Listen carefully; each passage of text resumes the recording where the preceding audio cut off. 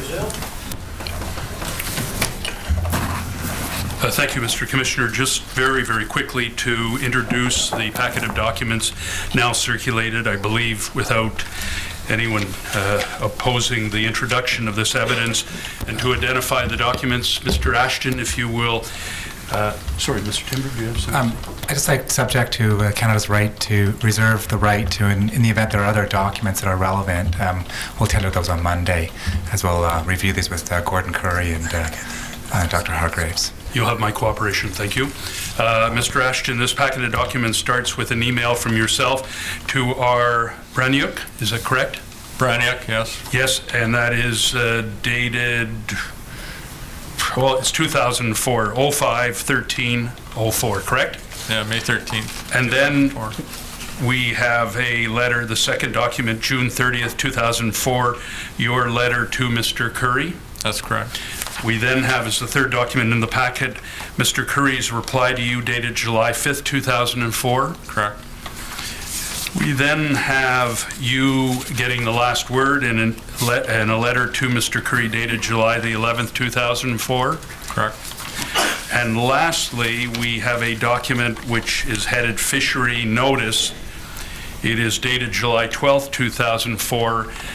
This is a notice to the industry that they are going ahead with this project? That's correct. They have a website, and they put out fishery notices to all gear types and commercial, recreational. They've got one for the Aboriginal community, and that's their standard notice to industry. Right. And what we learned from that document is, in spite of your general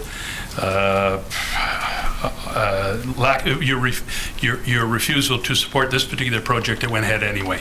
That's correct. If this packet of documents could be marked as one exhibit. Those 5 documents will be marked as exhibit number 454.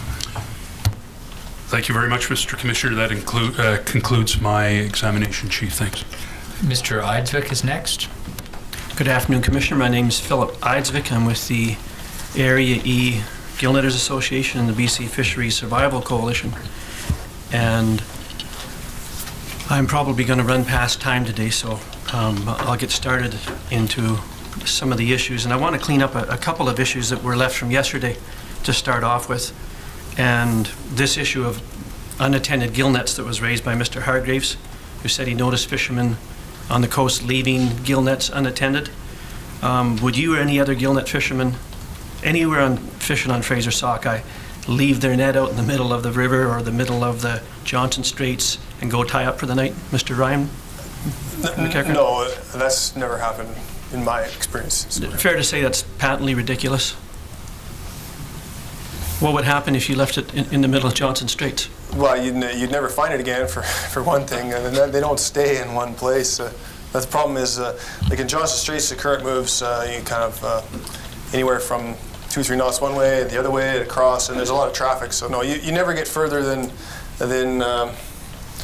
well, maybe from here to that wall from your Scotchman. That would be very unusual. Plus, it's conditional license. I think you have to stay with your net. So. Yeah. Same thing on the fishing gill net on the river. The river is even more dramatic because well, all of you here live locally. You can imagine you can't leave your river your net in the river. That's usually in the river you hardly ever even leave the end. It's usually tied to your boat all times, and if you untie from one end, you're just moving to the other end. And it turned out that he based a statement on one incident that he saw in Port Alberni. Is there anybody in Port Alberni that's allowed to tie to a log boom or a dock during their fishery? Well, the First Nation fishery in Port Alberni operates under, I'm not sure what regulations they operate under, but they do anchor their nets and tie to the shore, but that's not the group of people that he was talking about, I don't think. That's what I understood. I want to go to Exhibit 441 for a moment, please, the final page on it. That was the audit into the selective fishing. And it's the very last page, 24-24. And if you look at the top part of the page, these are the lessons learned that were showed up in this draft audit report. And I think I'm going to read in the first recommendation, one of the lessons learned in the audit report said use the 5% TAC to initiate the development and implementation of gear and fishing method and standards for selective fishing in a proactive manner by collaborating with harvesters. Assess the necessity of the 5% TAC application on an annual basis according to its goals, and discontinue the practice when it outlives its purpose. Mr. Atchison, perhaps you can help me.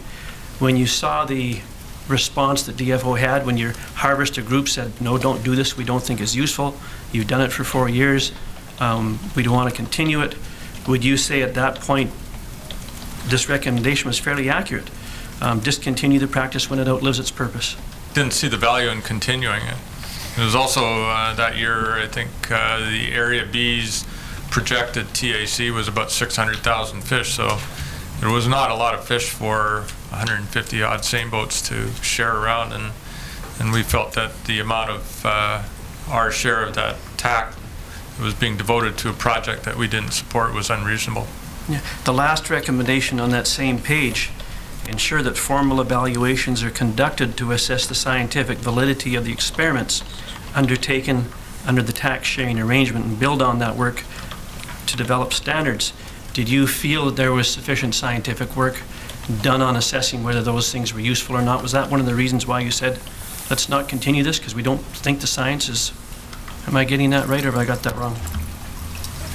No, actually, the way we assessed it, that they had gathered sufficient information and experimented with different shaped grids and different types of net, and there was a requirement for that piece of equipment to be moved ahead, to be utilized on a widespread basis, that it be subjected to a formal PSARC review. It's now called CSAP Science Review, because you need a buy-in from both groups. You need the fishermen to think it's worthwhile and it's got validity to it, but you also need the science community to verify in their minds that they feel that it would meet the selective fishing requirements to actually be a useful tool. So in other words, you think both of these recommendations are valid recommendations? I would say so, yeah. Now, this draft audit report was never turned into a complete audit report, and we saw evidence yesterday where Mr. Hargraves and Mr. Curry objected strongly to the content of the report. Can I ask you, was your association ever asked to comment on the draft audit report? I can't recall it, no. Mr. Sakich, do you remember? On this particular report? Yes. No, I can't remember that. Okay. Mr. Ryan? No. Mr. Brown? Yeah. That concludes my analysis on that particular point. One of the things I need to do is I'm trying to put some of the activities that we've been discussing here in the context of the reason why we're in the room, Mr. Commissioner, in the context of what led to the decline of the Fraser sockeye and the collapse of the fisheries that we all care about and depend on. And Mr. Brown, if Mr. Hargrave said yesterday, without the money for selective fishing, there'd be no fishery in the future. If the government doesn't continue to fund that program, do you think that's a valid statement? Can I ask you, in what context was he referring to Fraser River sockeye, or I didn't hear that testimony, so it would help if I knew what particularly. As I'm asking you as a general principle, in the absence of funding for the selective fishing program that was ran from about 98 to 2004 or so, yeah. If that program is not reinstituted and funded, are Fraser River sockeye doomed? Oh, okay. No, quite frankly, that's. Mr. Commissioner, just if I may correct for the record, I don't believe that was Dr. Hargreaves' evidence. I think he was saying that selective fishing was important. He wasn't referring to the selective fishing program. So that's my recollection of his evidence yesterday. He wasn't referring to the program. He was talking about selective fishing as a technique. Well, in that regard, I would still say no. Thank you, Mr. Brown. In terms of... Could I also add one thing? I hope I'm not repeating myself. In the specific context of Fraser River sockeye, I think it's almost irrelevant We do not have a big requirement to be particularly selective with Fraser River fishery. With the Fraser River fishery, it's been managed for over a century well. We saw history where the fishery, based on the aggregate stock management units that Mr. Lapointe talked about, quite successfully done. That notwithstanding, we do have a few specific conservation problems, but as Dr. Walters pointed out, most of those can be dealt with without a whole bunch of esoteric selectivity initiatives, simply by designing the traditional fishery and timing it in such a way that you avoid the worst of the problems. The first one being the early Stuart fishery, which Dr. Walters testified, and both Dr. Walters and Woody testified. You deal with that one very easily because it comes in independently of all the other stocks. And there has not been a commercial fishery on early Stuart fish for long as, I don't know, help me here, Ryan, but decades. The only fishery that occurs on the early Stuart is the First Nations fishery, but it is easily sort of separated. And then you have the problem of the early migrating late run fish, which, Mr. Commissioner, you were struggling, I remember 2 weeks ago, to get all that straightened out, but you heard from the world's leading authorities, Dr. Woody and Dr. Walters, that it was all for naught anyway because they all died. And it wasn't until I heard Dr. Woody's testimony, I thought I knew a fair bit about fish, but I did not know what he testified 2 weeks ago when he said that Fraser River sockeye are absolutely biologically unique, and it must be the function of selective evolution in that they can only be in fresh water for 6 weeks. He went on to describe Lake Washington, Skeena River stocks, and a whole number of other stocks that can reside in fresh water longer. And he said, I think if I got it right, that these fish, when they are in freshwater longer than 6 weeks, or they go into freshwater for a longer period, they get this parasite, which seems to be a natural phenomenon in the lower Fraser River. Okay. So that, that means that you didn't need to be selective there, and that leaves you with the cultus, which can be parceled off, because the cultus actually is a very long timing period run and goes well into the fall, and most of the encounters, of the very few encounters that you would have of cultus sockeye in the summer run fishery, which is the mainstay of the fishery, would be so insignificant, as Mr. Lapointe's very words and testimony, if you go back and look, he said it would be like looking for a needle in a haystack. So I don't know, Mr. Isaac, what it is that we're trying to be so selective about around Fraser River fish sockeye. I think you've opened up the issue that I was trying to get to on the selective fishing point. Our first major run hit of salmon to hit the Fraser River course is early Chinook. Is that correct? Yes. Any sockeye fisheries during the early Chinook fishery? No. Then we have the early Stuart run. The commercial sector that you're involved with doesn't normally fish the early Stuart run.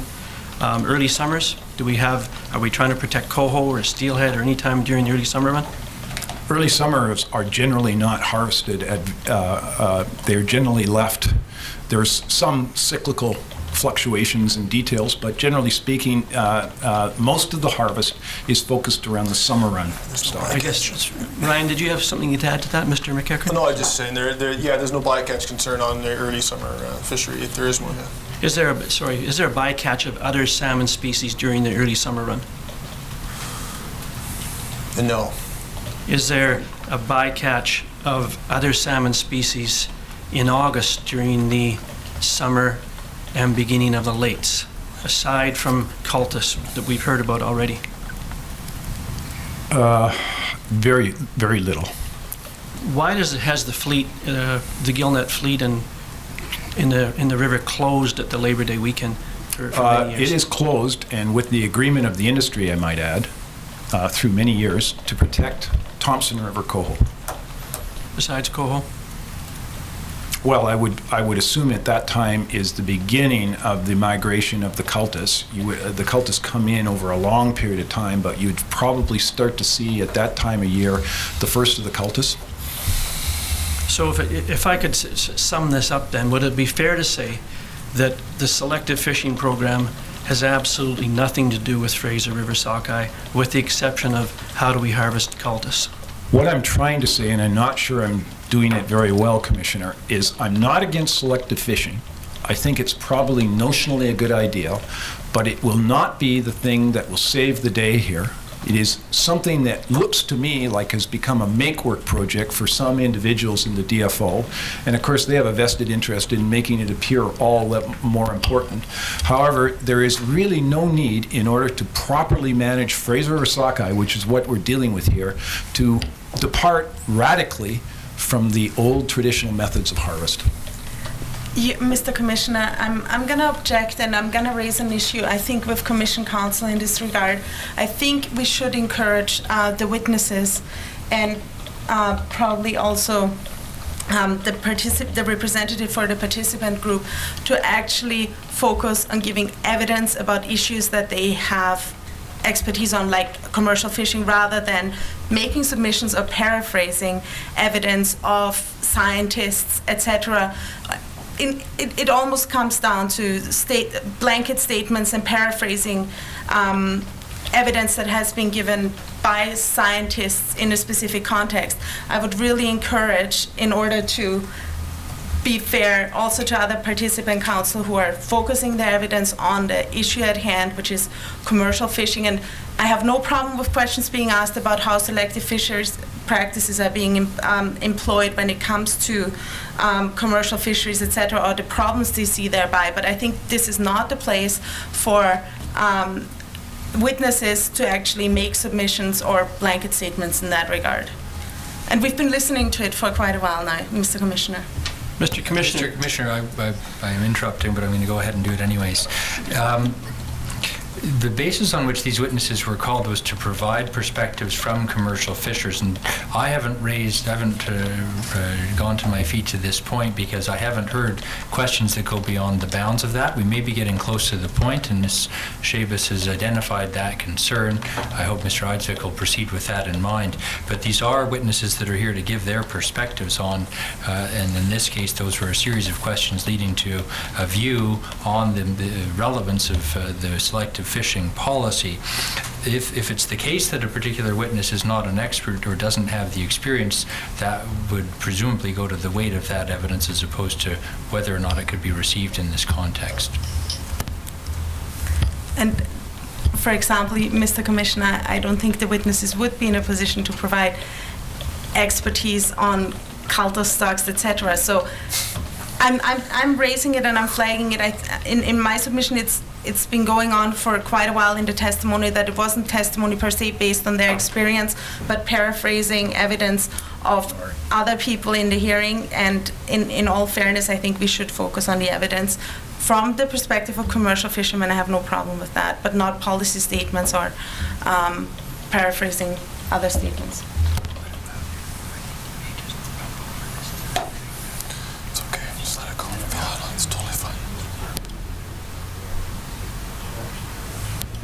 Mr. Commissioner, I'm content that the evidence being put in by the commercial sector on selective fishing is useful and helpful to the Commission to understand why the focus on selective fishing is not that important in the context of Fraser River sockeye. And we can rebring that evidence through somebody else. But I mean, these gentlemen here only have a limited amount of time, and this is very important. There was arguments they put to the department in their meetings with the department. I think it's very relevant for the Commission to hear their perspective on the necessity or no necessity of selective fishing. With the view to moving this forward, we have an awkward situation. I think the question was asked and answered and then an objection made. So, Mr. Commissioner, I don't know that there's properly a question floating in the air that has to receive your ruling. I wonder, by way of trying to simply move forward, if I can suggest that Mr. Eidsvik might proceed with his next question, and certainly if council have an issue arising they can raise and formally object, we may then ask you to finally make a ruling. Thank you. I'm content to go with Commission Counsel's position, that is to say, to allow these witnesses to answer, and I'll certainly receive Counsel's submissions later if they feel that the answers ought to be given little or no weight for a particular reason. I'll hear those submissions, but in the meantime, I'm content to let Mr. Eidsvik complete his examination of these witnesses and for them to answer his questions. As I say, council will have an opportunity to make submissions at a later stage as to how I should. Now, if the evidence goes way far beyond what's reasonable, I don't think it has. I agree with Commission Counsel. I think Mr. Eidvik's questions are appropriate, and the answers may or may not fall into an area that raise concerns of council with respect to weight. Thank you. Thank you, Mr. Commissioner.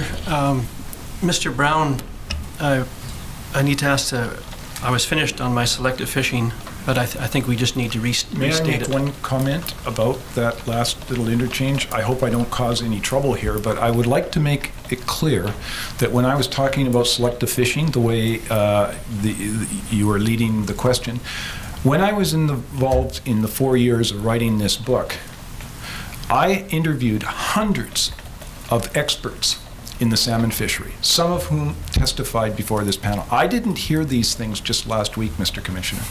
I even wrote years ago about some of these concerns that I had about these things, and I'm finding a fair bit of satisfaction in finding out that the experts that have far more expertise than me, I agree, are actually confirming some of the concerns, which, by the way, I don't make them up off the top of my head. They are the views of many, many commercial fishermen. That was my cause, and that is where I feel I have some expertise in the field. Thank you, Mr. Brown, for bringing into perspective the commercial sector here. That's why you were invited to the panel, and it's very helpful. My next question is regarding the consultation process. Does the consultation process have anything to do with the collapse of Fraser River Sockeye? No. Does the lack of IQs have anything would explain the collapse of Fraser River Sockeye? No, and I would try to answer that by saying the whole discussion about ITQs implies that the problem around the stock collapse of the Fraser River Sockeye in 2009, and specifically and in other years, has something to do with commercial overfishing. I will state very clearly that the 2009 age class of Fraser Sockeye did not have any commercial fishing impacts on them in 2005, or if they had, it was a very, very minuscule harvest. And the generation before that, the 4-year cycle before that, there wasn't any fishery. So it wasn't commercial overfishing that caused the collapse. Therefore, I don't believe, although it's an interesting debate about how you control and how you evolve the fishery and all the stuff we went through this morning, I don't think that's the issue at hand. I think it's more germane to look at the kind of things that you heard from Dr. Woody and Dr. Walters about why the stock collapsed, primarily density dependency issues, delayed dependency. So it's not overfishing, I want to emphasize.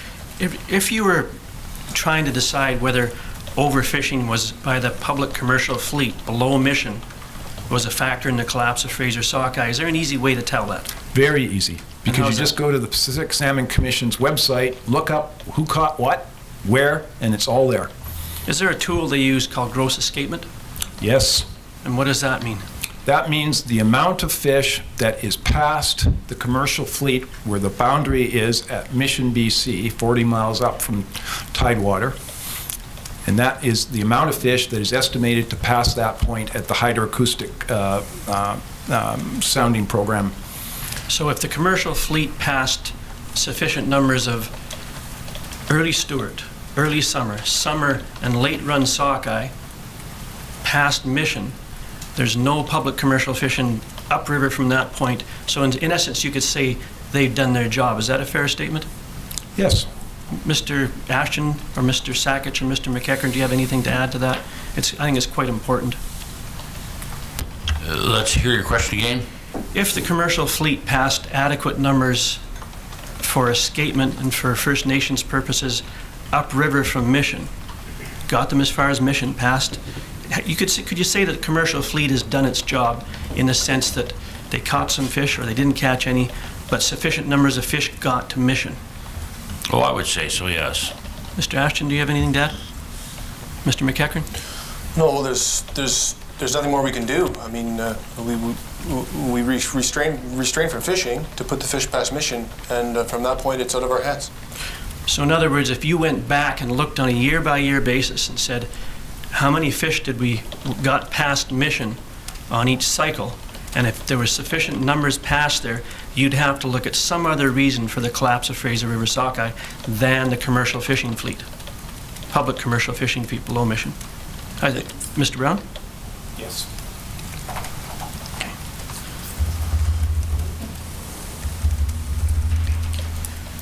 I want to talk about Cultus Lake sockeye for a minute in the context of the selective fishery and what else could have been done. Mr. Commissioner, I simply note that we're at the 4 o'clock point and we're at perhaps a break in Mr. Eidsvich's line of questions. I take it we should break for the day. This is a situation where we do need to reconvene with this panel. My optimism was a little high in that we might complete today. My suggestion would be the panelists have kindly agreed to return on Monday, the 28th of February at 10 a.m. So this panel would be adjourned to continue again on the 28th of February at 10 a.m. The hearings generally are adjourned till tomorrow morning at 10 a.m. for the evidence of Jeff Grout. Mr. Eidsvich, would that be a convenient point for you to break your cross-examination? Of course, Mr. Commissioner. Thank you very much, sir. Thank you. Members of the panel, firstly, thank you for being here today, and thank you for agreeing to come back on the 28th. I hope that is all it's convenient for all of you. What I have asked witnesses in this inquiry, I think Mr. Brown may have heard me say this before, is that while you're sort of in limbo to complete your evidence, I would be grateful if you wouldn't discuss your evidence with anyone. If you have any questions about the inquiry or your testifying later on, I would certainly encourage you to contact Commission Counsel. Just ask the question. Commission Counsel may have to talk to Mr. Eidsvich about your question or may not, depending on the nature of your question. But generally speaking, I'd be grateful if you wouldn't discuss your evidence with anyone. We'll get you through the process on the 28th, and then, of course, you're free to discuss your evidence thereafter. But in the meantime, I'd be grateful if you would acknowledge that and cooperate with me in that regard. So hopefully that will not be a problem for you. And I'm sorry, Mr. Rosenblum? Yes, but appreciating there's another panel tomorrow and Thursday, I do want the opportunity to consult with my clients in respect to questions that I may be putting to these panels or witnesses between now and Monday. I will hopefully respect the protocol that you have just indicated and not speak to my client about evidence that they might give commencing again on Monday, if that's acceptable to everybody. It is acceptable to me, Mr. Rosenblum. I have no difficulty with the proposition you just put forward. That is to say that you will have the opportunity to discuss with your client evidence that you may wish to put to the witness when they return, but that you wouldn't discuss evidence that they've already given. And I think that's an entirely appropriate protocol for you to follow. Thank you. Thank you. Mr. Eidsvich, that would apply to you as well, sir. Yes. Thank you, Commissioner. I understand that, and thank you for clarifying it. So we're adjourned then until 10 a.m. tomorrow morning. Thank you. Hearing is now adjourned until 10 o'clock tomorrow morning.